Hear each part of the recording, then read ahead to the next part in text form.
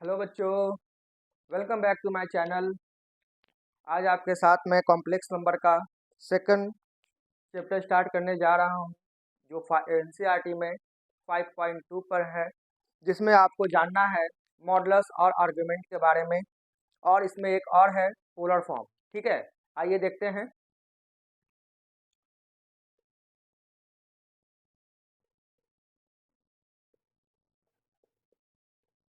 Complex number, ठीक है,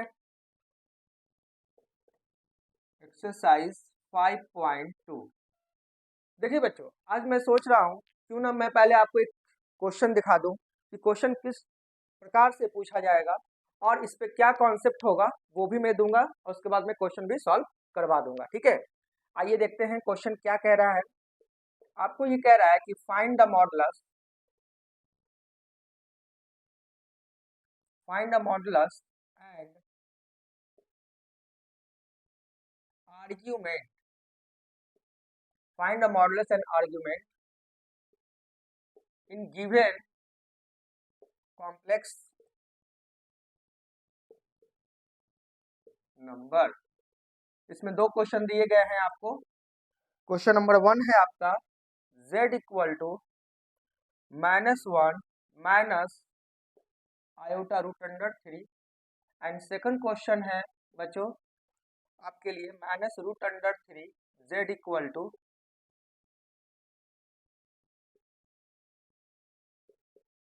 plus iota. ये दो क्वेश्चन है बच्चों जिसमें आपको एनसीईआरटी में दिया गया है और इसमें मॉडुलस और आर्गुमेंट निकालना है। तो यहाँ पर बात आती है मॉडुलस और आर्गुमेंट की, तो यहाँ पर ना तो आपको मैंने मॉडुलस का कॉन्सेप्ट अभी दिया है ना आर्गुमेंट का। मैं अभी आपको मॉडुलस स्टार्ट करने जा रहा हूँ। देखिए ध्यान से, ये आपका वीडियो बहुत ही हेल्पफुल होगा बच्चों, ध्यान से देखिएगा। ठीक है, मॉडुलस। मॉडुलस से आप क्या जानते हैं, क्या समझते हैं मॉडुलस से? मॉडुलस जो है ये आपको हमेशा वैल्यू जो देगा, आपको पॉजिटिव वैल्यू देगा। क्या देगा आपको? Positive value. इसका जो एक डिनोटेड सिंबल होता है वो इस तरह का होता है। इसके अंदर मैं -1 रखूं तो ये प्लस में बाहर आके देगा। अगर मैं -100 भी रखता हूं तो भी ये बाहर आकर ये प्लस ही देगा।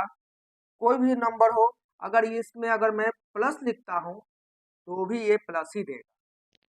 ठीक है, ये हमेशा आपको मॉडुलस में आपने अभी तक यही जाना है 10th क्लास तक कि मॉडुलस के अंदर जो भी नंबर डालते हैं रखते हैं वो सब बाहर आकर क्या होता है, वो पॉजिटिव में आ जाता है। ठीक है, लेकिन इसमें कॉम्प्लेक्स नंबर में मॉडुलस थोड़ा सा डिफरेंट होता है, वो भी पॉजिटिव ही वैल्यू देगा।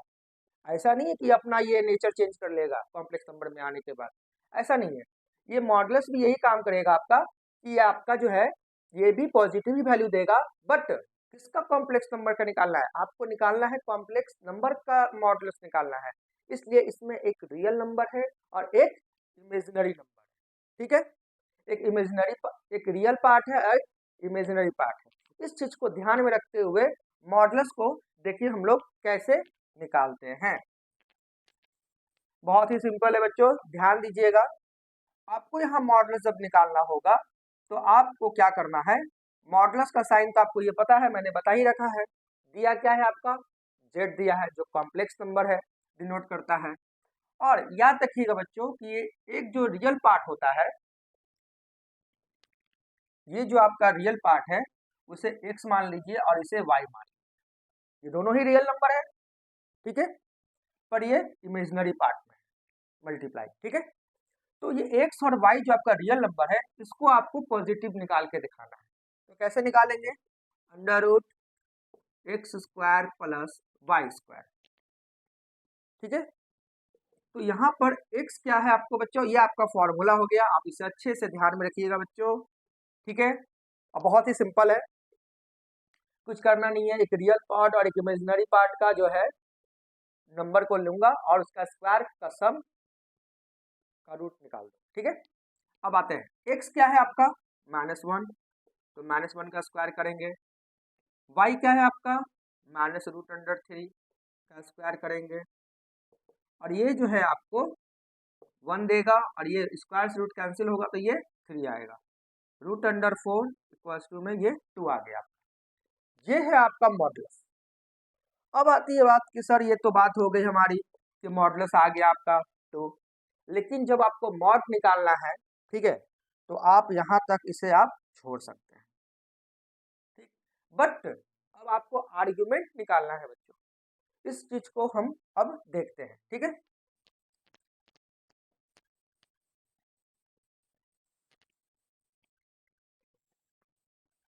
देखिए, आर्ग्यूमेंट के बारे में हम लोग बात करने जा रहे हैं। आर्ग्यूमेंट से ये समझ में आता है कि आपको इसमें एंगल निकालना है। क्या निकालना है? एंगल निकालना है, ठीक है। एंगल भी किस तरह का होना चाहिए, जो आपने अभी तक पढ़ा भी है, ठीक है। बस उसे थोड़ा सा मैं रिकॉल कर देता हूँ। कुछ डिफरेंट नहीं है बच्चों, आपने कोऑर्डिनेट ज्योमेट्री में पढ़ा था, ये एक्स एक्सिस है, ये एक्स एक्सिस है, ये वाई है और ये वाई डैश है, बीच में ओरिजिन होता है। आपने कोई पॉइंट ओरिजिन से लिया पी पॉइंट, जिसका कोऑर्डिनेट आप एक्स एंड वाई लिख सकते हैं, क्योंकि ये लाइन जहां तक वाई के पैरेलल में है और ये लाइन जो है आपका एक्स के पैरेलल में, ये एक्स है, ठीक है, और ये वाई का पैरेलल है, इसलिए हम यहाँ एक्स और वाई लिख सकते हैं, ठीक है। ये एक्स x1 y1 में लिख सकते हैं, ठीक है। तो इस तरह से हम इसे, आपने इस चीज को पढ़ रखा है पहले से। अगर इसी को मैं अगर निगेटिव साइड लेके जाऊं, तो ये p डैश बन जाएगा और ये x minus y1, x1 y1 का माइनस y1 का बन जाएगा, ठीक है, क्योंकि ये नीचे आता है तो ये y डैश के साइड में है, तो ये y आपका y डैश के साइड में, इसलिए माइनस में हो जाएगा। और साथ साथ इस चीज को ध्यान रखिएगा, ये जो है आपका एक्स वाई है, तो ये आपका एक्स और माइनस वाई होगा, ठीक है। आपने ये सब चीजें आप पहले भी पढ़ चुके हैं कोऑर्डिनेट ज्योमेट्री में 10th में, बट इसमें कुछ एक्स्ट्रा आपको बताना है, बहुत ही सिंपल है। देखिए, आपने इस चैप्टर को अब थोड़ा सा एक्सपेंड करके बता रहा हूँ, इसमें ना ट्रिग्नोमेट्री का भी यूज है, ठीक है। आप ध्यान रखिएगा, आप अपने दिमाग को थोड़ा सा बैक फ्लैश में लेके जाइए और देखिए कि आपको ट्रिग्नोमेट्री में बताया गया था फर्स्ट क्वाड्रेंट, ये क्या है आपका फर्स्ट क्वाड्रेंट है, ये सेकंड क्वाड्रेंट है, ये थर्ड क्वाड्रेंट है और ये आपका फोर्थ क्वाड्रेंट है, ठीक है। ये आपका फर्स्ट क्वाड्रेंट है, सेकंड क्वाड्रेंट है, थर्ड क्वाड्रेंट है और ये आपका फोर्थ क्वाड्रेंट है।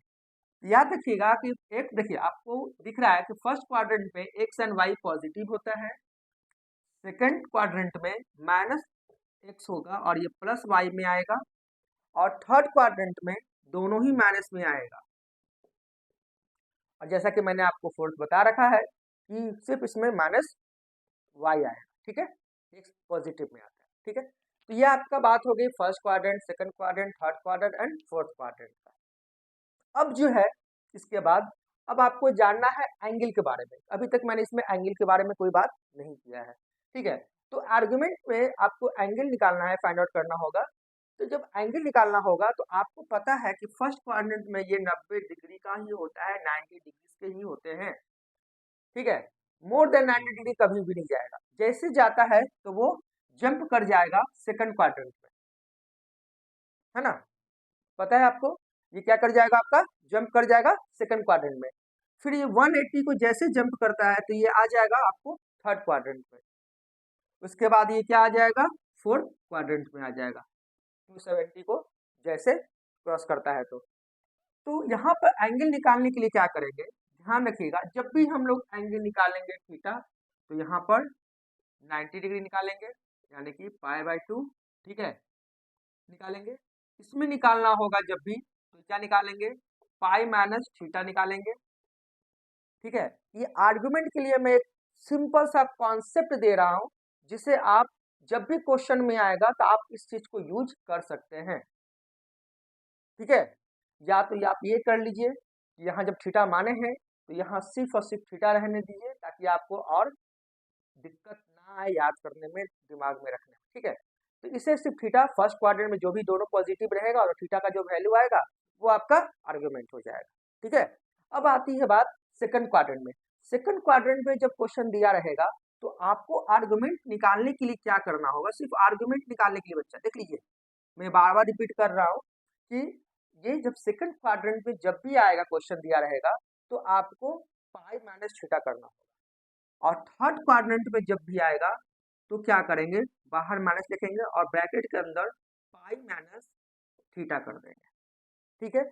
और ये तो बहुत ही सिंपल है, इसमें फोर्थ क्वाड्रेंट में सिर्फ थीटा कर देंगे, इसके अलावा आपको कुछ भी नहीं करना है, ठीक है। और आपका ये आपका कंप्लीट हो गया, ठीक है। आइए देखते हैं, तो जब ये आप जान गए तो अब आर्गुमेंट निकालने के लिए एंगल आपको पता ही है कि मैंने एंगल बताया है आपको, ये कैसे कैसे निकालना है, यही आपका एंगल है, ठीक है। आइए हम लोग क्वेश्चन से सॉल्व करते हैं, तो जिससे आपको ये कॉन्सेप्ट क्लियर हो जाएगा कैसे इसको हम लोग लिखते हैं। आप तो जान तो गए कि फर्स्ट क्वाड्रेंट में एंगल क्या होता है, सेकंड क्वाड्रेंट में एंगल क्या होगा, थर्ड क्वाड्रेंट में क्या होगा, फोर्थ क्वाड्रेंट में क्या होगा, बट इसको सॉल्व कैसे करते हैं बहुत सारे बच्चों को ये प्रॉब्लम करता है। आज से ये प्रॉब्लम खत्म हो जाएगा, ठीक है। बस आप सिंसियरली आप इस वीडियो को कंप्लीट देख लीजिए। क्वेश्चन नंबर 1 में कह रहा है, यहाँ लिखेंगे given z equal to -1 minus iota root under 3, ये आपका क्वेश्चन है बच्चों। पहला क्वेश्चन कह रहा है आपको मॉड निकालने के लिए, निकाल देंगे।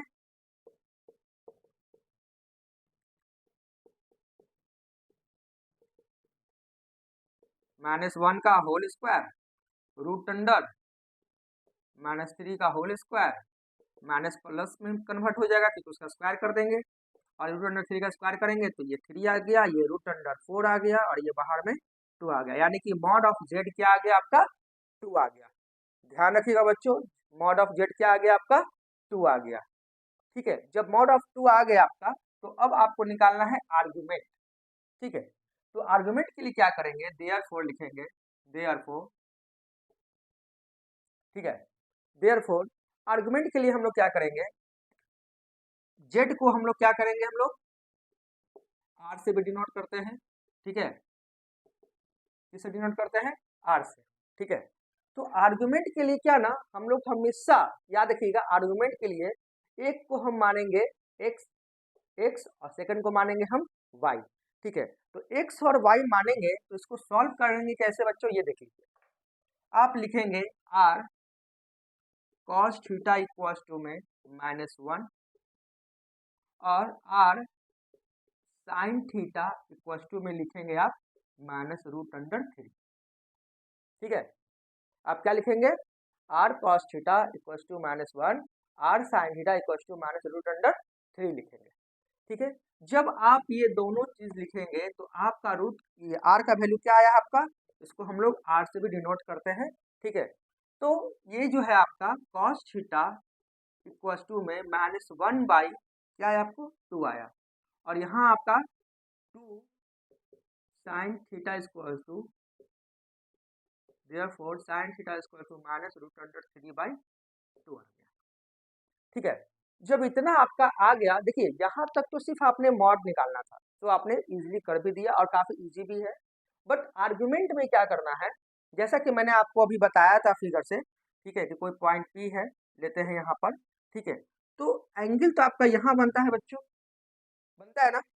तो जब ये एंगल बनता है तो ये एक्स होगा और ये वाई होगा, तो इस वाले को हाइपोटेनस को हम लोग यहाँ आर से डिनोट करते हैं, और आर का वैल्यू होता है रूट अंडर, आपको पता है पाइथागोरस भी लगाते हैं, तो आप इसे एक्स स्क्वायर और वाई स्क्वायर का रूट अंडर में निकाल दें, स्क्वायर का सम करके, ठीक है। तो आर स्क्वायर इक्वल टू क्या होता है, मैं फिर से एक बार रिकॉल कर दूं, आपको कहीं कंफ्यूजन ना हो, इसलिए मैं इस चीज को मैंने अभी आप क्लियर नहीं किया था, बट फिर से मैं बता दे रहा हूँ। देखिए ध्यान रखिएगा इस चीज को, मैंने आपको ये बात बोला अभी कि पी है और एक्स एंड वाई पॉइंट है कोई, ठीक है, जो एक्स पे आपका परपेंडिकुलर है, ठीक है। तो जब हम लोग आर्गुमेंट में एंगल निकालते हैं बच्चा, तो एंगल यहाँ कहाँ बन रहा है, यहाँ बन रहा है, ठीक है। मान लीजिए ये थीटा है, तो ये तो आपका एक्स है और ये आपका वाई, ठीक है। तो ये आर, इसे हाइपोटेनस को यहाँ पर आर से डिनोट करते हैं, और आर स्क्वायर इक्वल टू होता है, आपने ट्रिग्नोमेट्री में पाइथागोरस थ्योरम में आपने ये सॉल्व किया था कि x square plus y square, यानी कि बेस और परपेंडिकुलर का स्क्वायर का सम करेंगे तो आपका ये आर स्क्वायर का फाइन हो जाएगा, यानी कि हाइपोटेनस कंप्लीट हो जाएगा। और ये आर को ही हम लोग मॉडुलस के रूप में भी जानते हैं। ठीक है, इस चीज को दिमाग में रखिएगा बच्चों कि आर को भी हम लोग मॉडुलस के रूप में जानते हैं। जब ये जान गए बच्चे, तो अब हम लोग आर कॉस थीटा क्यों लिख रहे हैं, क्योंकि देखिए आर जो है पी बाई एच होता है, क्या होता है बी, साइन थीटा क्या होता है पी बाई एच, और कॉस थीटा क्या होता है, सॉरी बी बाई एच होता है। ठीक है, तो कॉस थीटा क्या होता है बी बाई एच, तो r cos theta equal to -1 लिखेंगे। ठीक है, क्योंकि एक्स के जगह पे क्या है, एक्स के जगह पर आपका -1 है, और वाई की जगह पर आपका क्या है -√3 है। ठीक है, इसलिए r cos theta equal to, मैं अभी यहाँ फॉर्मूला ही लिख देता हूँ, ये आपका हो गया एक्स एंड यहाँ हो गया आपका वाई। इस चीज को भी आप दिमाग में रख सकते हैं फॉर्मूला के रूप में। ठीक है, ये आपको रखना होगा। ठीक है, तो अब आप क्या करेंगे, आर को आपने 2 लिख दिया और एक्स यहाँ पर -1 तो आपका है ही, पुट कर दिया आपका। देखिए इसके बाद आपको कोई कंफ्यूजन नहीं होगा। ठीक है, तो अब आप इसको देख रहे हैं, क्या देख रहे हैं बच्चों, देयरफॉर आपने ये तो निकाल दिया, यहाँ लिखेंगे सिंस थीटा लाइज इन, किस क्वाड्रेंट में दिख रहा है बच्चों, देखिए ये थीटा भी एक्स वाला भी आपका माइनस में है, वाई वाला भी माइनस में है, इसका मतलब है कि लाइज इन थर्ड क्वाड्रेंट। देखिए बच्चों, ये लैंग्वेज आपको लिखना होगा एग्जामिनेशन में, और ये कंपलसरी है, ये सब आपको जब तक आप मेंशन नहीं करेंगे तब तक आपको अच्छे मार्क्स नहीं मिलेंगे। ठीक है, तो आपको अच्छे से इस चीज को ध्यान में रखना है। Since theta lies in third quadrant, बहुत ही सिंपल, इसको आप लिख सकते हैं, जब थीटा थर्ड क्वाड्रेंट में फाइंड आउट कर दिया तो आर्गुमेंट फाइंड आउट करना आसान हो गया आपके लिए। ठीक है, क्या बताया था मैंने थर्ड क्वाड्रेंट में, ध्यान रखिए, माइनस पाई माइनस थीटा, क्या था पाई माइनस थीटा था। तो अब पाई जो है आपका सेम रह जाएगा, और थीटा आपका क्या है, किस एंगल पे है ये, कॉस थीटा का वैल्यू 1/2 किस पे आता है, या साइन थीटा का √3/2 किस पे आता है, बताइए, पाई/3 पे आता है, पाई/3 पे आता है। वो कैसे, अब आप पूछ सकते हैं कि सर ये कैसे हो गया, देखिए मान लीजिए कि कोई पॉजिटिव नेगेटिव कुछ नहीं है, √3/2, तो थीटा का कितने डिग्री का वैल्यू √3/2 होता है, तो 60 डिग्री पे होता है। अब 60 डिग्री को हम पाई/3 कैसे लिख दिए, क्योंकि 180 डिग्री बाई 3 कर देते हैं, पाई का वैल्यू क्या होता है 180 डिग्री, तो 180 को 3 से डिवाइड दे दीजिए तो आ गया 60। ठीक है, तो ये आपको सॉल्व कर देना है, 3 बन जा 3, 3 पाई माइनस पाई यानी कि -2 पाई/3। ठीक है, बस आपका यही आंसर आ गया, तो आप यहाँ पर लिख दीजिएगा, thus the modulus and argument in complex number, in this complex number क्या है, -1 माइनस √3 आयोटा r क्या है 2 एंड -2 पाई/3। ठीक है, सिंपल है बच्चों। अब देखिए, अब आते हैं क्वेश्चन नंबर 2 पे। ठीक है, तो ज़्यादा इरेज नहीं करूंगा मैं, जिसकी ज़रूरत है उसे हम रहने देते हैं। ठीक है,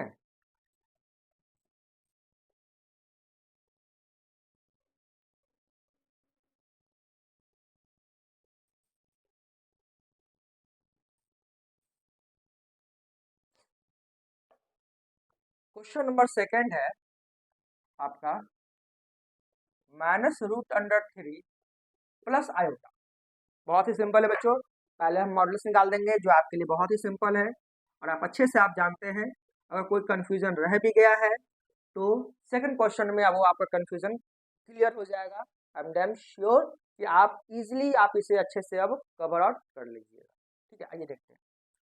तो -√3 का स्क्वायर, और y क्या है आपका 1 है, तो 1 का स्क्वायर कर लेंगे, माइनस का स्क्वायर करते हैं तो वो प्लस में कन्वर्ट हो जाता है, √3 का स्क्वायर करेंगे तो वो 3 बन जाएगा, और 1 का स्क्वायर तो 1 होता ही है, रूट अंडर आपका ये 4 हो गया, ये आपका 2 हो गया, यानी कि मॉड ऑफ जेड यानी कि आर इक्वल्स टू क्या होता है 2 आपका आ गया। जब आर आपका 2 आ गया, ठीक है, तो आप यहाँ पे अब लिख सकते हैं कॉस थीटा एक्स का वैल्यू क्या है आपका माइनस रूट अंडर 3/2, और ये आपका ये साइन थीटा का वैल्यू क्या आ गया आपको, साइन वाई का वैल्यू क्या है यहाँ पर 1/2, ठीक है। तो अब देखिए कि थीटा लाइज इन किस क्वाड्रेंट में है, सिर्फ एक्स का टर्म माइनस में और वाई का टर्म प्लस में। तो एक्स का टर्म माइनस में कब होता है बच्चों, सेकंड क्वाड्रेंट में। तो हम यहाँ लिख देंगे सेकंड क्वाड्रेंट, ठीक है। Since theta lies in second quadrant, argument निकालना है तो सेकंड क्वाड्रेंट के लिए मैंने बताया था पाई माइनस थीटा करने के लिए। अब आपको सब क्लियर हो गया होगा कि आप किस क्वेश्चन में किस तरीके से करना है ना। आइए, तो पाई तो रहेगा ही आपका। अब आपको ये बताना है कि कॉस थीटा का वैल्यू रूट 3/2 कब आता है, कब आता है, तो रूट 3/2 आपका आता है 30 डिग्री पे। तो 30 डिग्री का वैल्यू होता है पाई/6, यानी कि 5 पाई/6 आपका है। यहाँ लिख सकते हैं 10 the modulus and argument r, लिख लीजिए 2 एंड 5 पाई/6, ठीक है। इजी है बच्चों।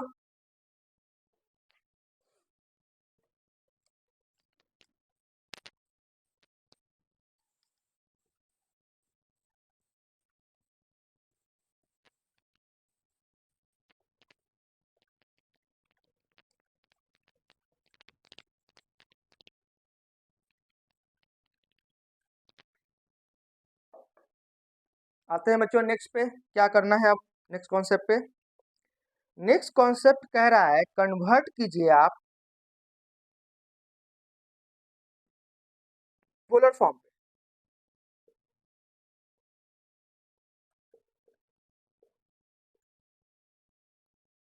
कन्वर्ट द कॉम्प्लेक्स नंबर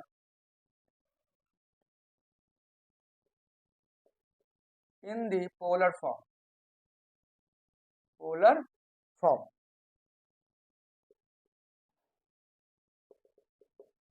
ठीक है। इसमें क्वेश्चन आपको दिया है, क्वेश्चन नंबर 1 दिया है इसमें, वैसे तो क्वेश्चन नंबर 3 हो जाएगा, टोटल क्वेश्चन नंबर 10 है आपका इसमें। 1 माइनस आयोटा, क्वेश्चन नंबर 4 है आपका -1 and plus iota, question number 5 है आपका -1 and minus iota, and question number 6 है आपका -3, क्वेश्चन नंबर 7 है आपका root under 3 plus iota, and question number 8 है आपका आयोटा।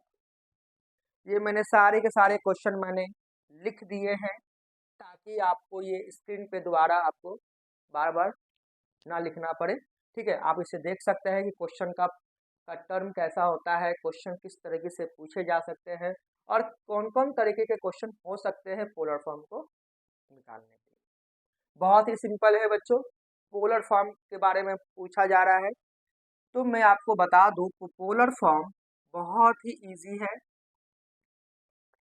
इसमें आपको पोलर फॉर्म में दो चीजें आपको जानने हैं। पहला जो आप पढ़ चुके हैं, मॉडुलस का यूज है। सेकंड आपको एंगल निकालना है, यानी कि तब तो आपको आर्गुमेंट भी निकालना होगा, ठीक है। उसके बाद ये रिप्रेजेंट करता है फॉर्मूले को, वो है आपका पोलर फॉर्म का r cos theta iota sine theta, ये है आपका पोलर फॉर्म का फॉर्मूला। इस चीज को दिमाग में रखना है, जिसमें आपको इजीली आप आर भी निकालना जानते हैं और थीटा भी निकालना जानते हैं, यानी कि आर्गुमेंट भी निकालना जानते हैं। जब आप ये दोनों निकाल सकते हैं तो बस इन दोनों का वैल्यू इस पर पुट कर देंगे तो आपका पोलर फॉर्म बन जाएगा, ठीक है। आते हैं क्वेश्चन पे। कैसे इसको सॉल्व कर सकते हैं।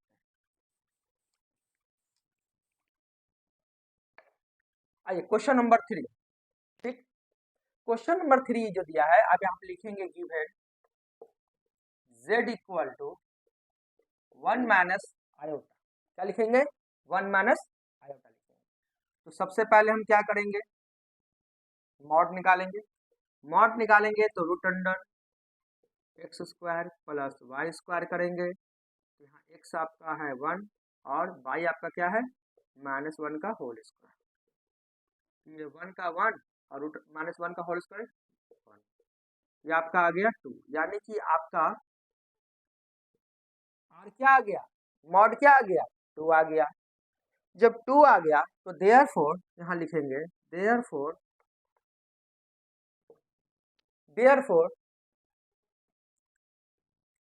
Are cos theta equals to x. तो cos theta equals to x by r. X का वैल्यू यहाँ है 1 और आर का वैल्यू है रूट अंडर 2। ठीक है, और are sine theta equals to Y. तो sine theta equals to Y by R. और आपका ये जो है वाई क्या है आपका? वाई है आपका -1 बाई रूट अंडर 2। ठीक है, तो जब आपको ये दिया गया है तो आप यहाँ पर लिख सकते हैं कि since theta lies in fourth quadrant. क्या है आपका? फोर्थ क्वाड्रेंट में। क्यों फोर्थ क्वाड्रेंट में है? क्योंकि x का टर्म प्लस में है और y का टर्म माइनस में है, तो आपका ये आ गया फोर्थ क्वाड्रेंट। तो आपने आर्गुमेंट निकाल लीजिए। आर्ग्यूमेंट यानी कि थीटा क्या आ गया आपका बच्चों? माइनस लिखकर थीटा लिखते हैं। थीटा क्या, कितने डिग्री पे इसकी, कितने एंगल पे इसका, कितने डिग्री पे इसका मान होता है साइन थीटा का 1/√2? तो ये होता है π/4। आपको अच्छे से याद है और पता भी होगा। तो cos थीटा इक्वल टू -π/4 होगा। तो आप इसे इजीली आप यहाँ लिख दिए। अब आती है बात कि सर मैंने तो यहाँ पर मॉडल्स निकाल दिया, आर्गुमेंट निकाल दिया, तो अब बस इसके बाद तो कुछ करना ही नहीं है। बस इसके बाद लिखेंगे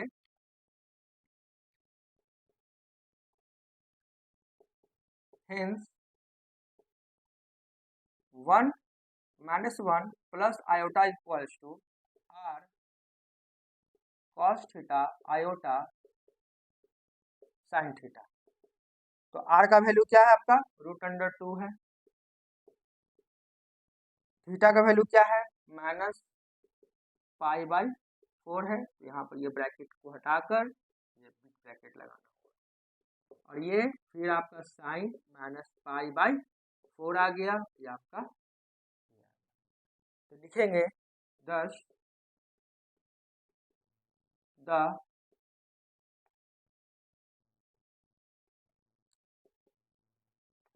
this is required polar form. क्या है आपका?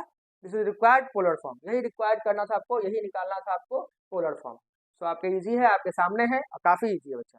ठीक है, समझ में आ गया? क्योंकि आप ये भी जानते हैं निकालना और ये भी जानते हैं, सिर्फ मैं यहाँ पे पुट कर दिया, बस आंसर आपका आ गया। ठीक है, तो मुझे पूरा यकीन है कि आपको इसमें कोई भी डाउट नहीं है। अगर कुछ रह भी गया हो, ठीक है, 1-2%, तो वो नेक्स्ट क्वेश्चन पे क्लियर हो जाएगा। ठीक है, आइए नेक्स्ट क्वेश्चन। Question number 4। यहाँ लिखेंगे let z equal to -1 and plus iota. तो मॉड ऑफ z निकालेंगे तो रूट अंडर -1 का होल स्क्वायर एंड 1 का होल स्क्वायर। तो ये भी आपका आ गया 1 1 1 और आपका आ गया रूट अंडर 2, यानी कि r आपने क्या निकाल दिया? 2 निकाल दिया। क्या निकाल दिया? 2। जब आपने जब आपने 2 निकाल दिया तो यहाँ पर लिखेंगे therefore r cos theta equals to x की जगह पे क्या पुट कर सकते हैं? -1। तो यानी कि आपका cos थीटा आपका -1/रूट अंडर 2 आ गया। उसी प्रकार से r sin थीटा लिखेंगे और यहाँ लिखेंगे आपका क्या है? आपका 1 तो ये आपका साइन थीटा इक्वल टू 1/√2 आ गया। ठीक है, जब ये दोनों आ गया तो आप देख रहे हैं कि थीटा सिंस, यहाँ लिख देते हैं, सिंस थीटा लाइज इन, देखिए यहाँ पर x जो है माइनस में है और y पॉजिटिव, यानी कि सेकंड क्वाड्रेंट में है। ठीक है, सेकंड क्वाड्रेंट, सेकंड क्वाड्रेंट।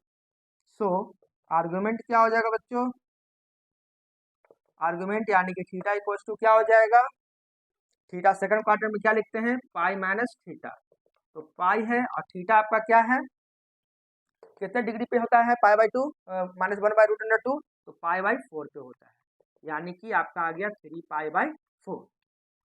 जो आपको एंगल पता चल गया, मॉडुलस पता चल गया, तो अब आप आ सकते हैं डायरेक्ट, हेंस क्या है आपका -1 प्लस आयोटा इक्वल टू में लिख सकते हैं फॉर्मूला की कॉस थीटा है एंड आयोटा साइन थीटा है। ठीक है, तो आपका आर क्या है बच्चों, आर का वैल्यू क्या है, √2 है एंड कॉस थीटा, थीटा का वैल्यू क्या आया यहाँ पर 3 पाई/4, यहाँ लिखेंगे 3 पाई/4 प्लस आयोटा साइन 3 पाई/4। ठीक है, लिखेंगे thus this is required polar form. ठीक है, सिंपल, अब तो कोई डाउट्स नहीं रहा होगा, सारा क्लियर हो गया। फिर भी ये 3 क्वेश्चन बचे हैं, 4 क्वेश्चन मैं भी ये भी सॉल्व करता हूँ। ठीक है, देखते हैं बच्चों, तो आपका ये जो है कुछ कुछ इरेज करता हूँ मैं, बाकी सब रहने देता हूँ।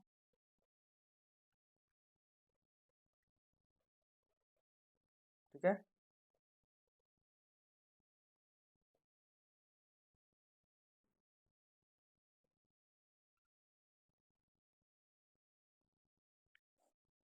देखिए क्वेश्चन नंबर 5 अब सॉल्व करने जा रहा हूँ मैं।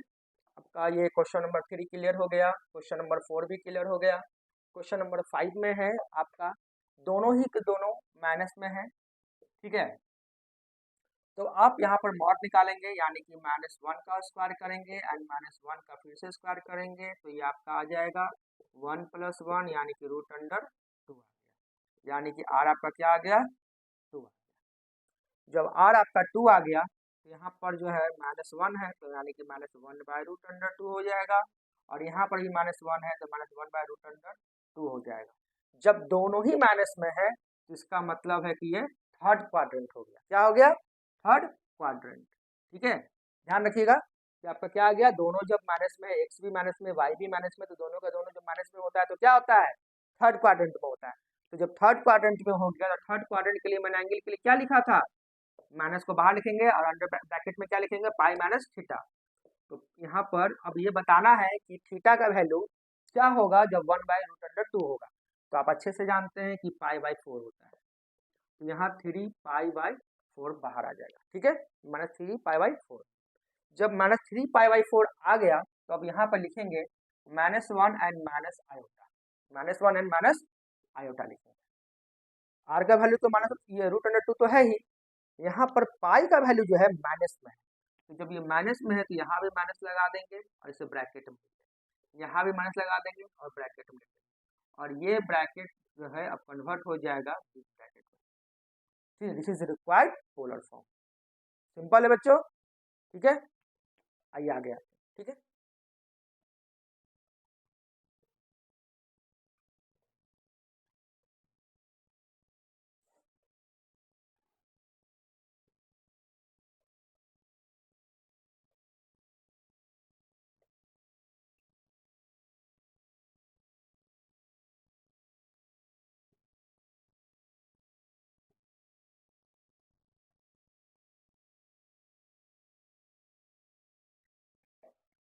क्वेश्चन नंबर 6 अब आते हैं। ठीक है, क्वेश्चन नंबर 6, ये क्वेश्चन नंबर 6 के बारे में।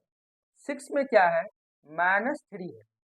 देखिए क्वेश्चन काफी अच्छा है बच्चों, इसमें आपको एक्स और वाई पता ही नहीं चल रहा होगा आपको, लेकिन ऐसा नहीं है, मैंने आपको पहले भी क्लियर किया था कि जब एक रियल नंबर रहेगा तो वो x रहेगा, और जब ये आयोटा के साथ कुछ नहीं है तो 0 है, यानी कि आपका y आपका 0 है। इसको इस तरह से आप लिख सकते हैं अगर कोई डाउट्स अगर रहता है तो -3 का होल स्क्वायर करेंगे और 0 का होल स्क्वायर करेंगे तो आपका ये 9 आ गया, और ये जब 9 आ गया तो ये बाहर में 3 निकल के आ गया। जब आपका x क्या है यहाँ पर -3 है और आपका r भी 3 है, तो कैंसिल होकर क्या आ गया आपका -1 आ गया। ठीक है, cos थीटा -1। यहाँ पर आपका ये 0 है, तो 0 बाय एनीथिंग क्या होता है बच्चों, 0 होता है। तो आप ये बताइए कि x तो आपका माइनस में है और y आपका क्या है, पॉजिटिव है, यानी कि ठीक है, तो आपका ये सेकंड क्वाड्रेंट में आ गया। किसमें आ गया आपको, सेकंड क्वाड्रेंट। जब सेकंड क्वाड्रेंट में आ गया तो सेकंड क्वाड्रेंट के लिए मैं बताया था पाई माइनस थीटा। ठीक है, तो साइन थीटा का 0 का वैल्यू कब आता है, 0 डिग्री पे आता है। तो ये आपका थीटा 0 हो गया, तो ये पाई का पाई रह गया। ठीक है, क्या रह गया, पाई का पाई रह गया। तो जब ये पाई रह गया तो -3 में कैसे लिख सकते हैं, r के जगह पे क्या लिखेंगे 3, और यहाँ लिखेंगे 0 degree iota sine 0 degree. This is required polar form. Simple है बच्चों, ठीक है, बहुत मजा आ रहा है ना, इजी क्वेश्चन है, अब बहुत इजी तरीके से सॉल्व भी होता जा रहा है। ठीक, आइए क्वेश्चन नंबर 7 में। क्वेश्चन नंबर 7 जो है इसमें कह रहा है कुछ खास नहीं, सब एज इट ही है, पहले की तरह ही है सब क्वेश्चन। क्वेश्चन तो देखा जाना सा लग रहा है, √3 प्लस आयोटा, सिंपल है, x पता चल गया आपको, √3 का होल स्क्वायर करेंगे एंड y का होल स्क्वायर करेंगे। √3 का स्क्वायर का मतलब होता है 3, स्क्वायर रूट कैंसिल हो जाएगा, 3 बच गया, और 1 का स्क्वायर 1 होता है, यानी कि 4 का बाहर आएगा तो 2 आ जाएगा। जब x आपका √3 है तो √3/2, तो √3/2 है, और यहाँ पर y का वैल्यू 1 है, तो ये 1/√1/2 आ जाएगा। तो अब ये बताइए कि दोनों ही पॉजिटिव में है, तो ये तो सिंपल सी बात है कि ये फर्स्ट क्वाड्रेंट। ठीक, जब फर्स्ट क्वाड्रेंट में है तो आप बताइए कि cos थीटा का वैल्यू √3/2 कब आता है। ठीक, तो ये आता है आपका किस पे आता है बच्चों, ये आता है आपका कब, जब आपका 30 डिग्री हो। तो 30 डिग्री कैसे लिखते हैं, π/6 लिखते हैं। क्या लिखते हैं, π/6 लिखते हैं।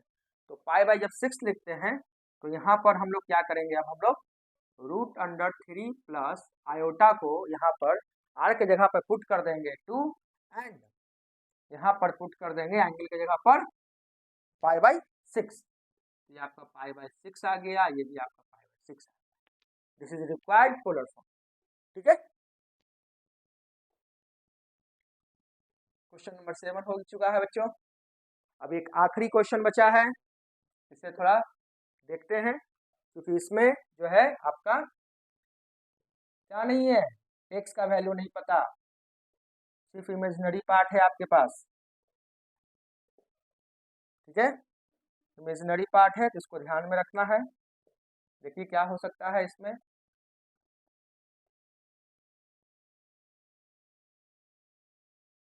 ठीक है, इमेजिनरी पार्ट में जब है तो यहाँ पर बाहर में x में 0 लिख सकते हैं, तो ये आपका y का वैल्यू क्या है आपका 1, y का वैल्यू 1 है तो √1 का वैल्यू क्या होगा 1 ही हो जाएगा। जब ये 1 हो गया तो x तो आपका यहाँ पर 0 है, तो 0/0 0, और y का वैल्यू 1 है और x का वैल्यू आपका r का वैल्यू 1 है, तो 1/1 1 हो गया। अब आप बता सकते हैं कि जब दोनों ही प्लस में रहेगा तो फिर से ये फर्स्ट क्वाड्रेंट में है, किसमें है, फर्स्ट क्वाड्रेंट में। फर्स्ट क्वाड्रेंट में है तो अब बताइए कि साइन थीटा का वैल्यू 1 कब आता है, जब ये एंगल π/2 होता है। क्या होता है, π/2 होता है। तो आयोटा इक्वल्स टू का पोलर फॉर्म में लिखेंगे, r का वैल्यू हमारा आया है 1, यहाँ लिखेंगे 1, तो 1 लिखने की आवश्यकता है नहीं, वो मल्टीप्लाई करने पर ही आ जाएगा।